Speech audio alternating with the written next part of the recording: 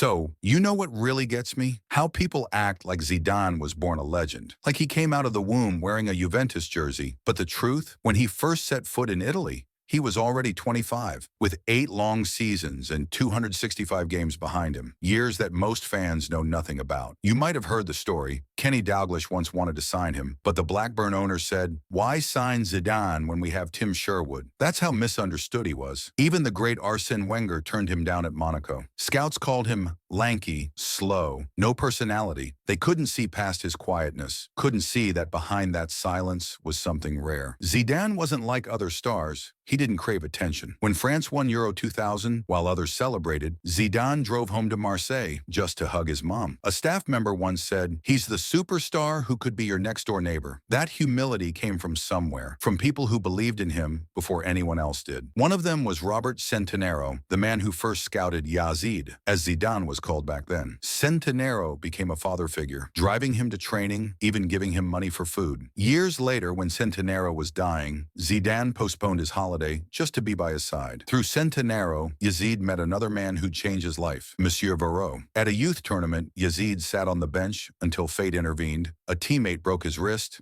Zidane got his chance and played brilliantly. Only the scout, Varro, wasn't there. 2 years passed before they met again. By sheer coincidence, Varro spotted a kid dazzling defenders, asked who he was, and was told, "That's Yazid, the kid who replaced my son that day." Varro couldn't believe it. He said, "He has hands where his feet should be." From that moment, Zidane's path began. Cannes signed him, and when his parents refused to let him live alone, the club director, Jean-Claude Ellenot, took him into his own home, raising him like family. But young Yazid had a temper. Mock his roots, and he'd fight back. After one red card for punching an opponent, Ellenot warned him, "Ignore their words, or you'll spend your life on the sidelines." Zidane took it literally. The next day, he stayed behind to clean the locker room. Bucket, mop, everything. He wasn't a talker. He was a doer. Eventually, his talent became impossible to ignore. One day, Varro begged the senior coach to watch Zidane train. The coach resisted, but when he finally looked, he couldn't take his eyes off him. "Who's that kid?" he asked. Zidane was 16. Soon, he made his debut. With his first paycheck, he bought jeans and sent the rest to his mom. That's when he realized he could really make it. Still, the club didn't trust him. They called him a dancer. Said a relegation fight wasn't for some flashy kid. So Zidane worked in silence, staying after training, kicking a ball against a wall, perfecting his touch. When he finally got his chance, he transformed Cannes. That season, they finished 4th, their best ever. Zidane's first goal was named Goal of the Year. The club president even gave him a car, a red Renault Clio, because he didn't have one. Offers came in. Marseille, his childhood dream club, wanted him, but military service delayed everything. By the time he returned, Cannes were struggling. Marseille backed out, calling him too slow. Just like that, Zidane went from rising star to forgotten man, until Bordeaux showed up. They'd come to buy other players, but their coach, Roland Courbis, overheard the name Zidane and secretly kicked the club president under the table. Minutes later, Zidane was a Bordeaux player for just 3 million francs. At Bordeaux, he found his people, Dugarry and Lizarazu. Together, they clicked, both on and off the pitch. Zidane later said, "Bordeaux made me a man." He became their leader, their top scorer, their heartbeat, and yet the temper remained. He once punched Marcel Desailly mid-match, but talent forgives a lot, and that year he was named Young Player of the Year and called up for France. His debut said it all. France were 2-0 down to the Czech Republic. Zidane came on and within minutes scored twice. One from 30 yards, one with a header. The bench looked on and knew they'd found their man. Still, life tested him. Injuries, setbacks, a 3-match ban for elbowing a player, but every stumble only made him stronger. Then came the UEFA Cup run of dreams. Facing AC Milan, the Invincibles. Bordeaux lost 2-0 in the first leg. No one gave them a chance. But in the return leg, Zidane turned magic into muscle. A pass, an assist, a nutmeg on Desailly, and suddenly it was 3-0. Milan were out. Zidane had arrived. They lost the final, but France had finally fallen in love with him. By 25, he'd gone from a nobody in Marseille's slums to the nation's brightest hope. Even after a car crash left him bruised before Euro 96, the coach never doubted him. And when the offers came again, Newcastle passed, saying he was overrated. Sir Alex refused too, not wanting to upset Cantona. But Juventus, they believed, they saw what others couldn't. And when he signed, the first person he called wasn't a manager or agent. It was Madame Elino, the woman who took him in when he had nothing. 2 years later, Zinedine Zidane was FIFA World Player of the Year year, 2 Serie A titles, 2 Champions League finals. The boy from La Castellane had finally conquered the world, not because he was born great, but because he never stopped proving he was.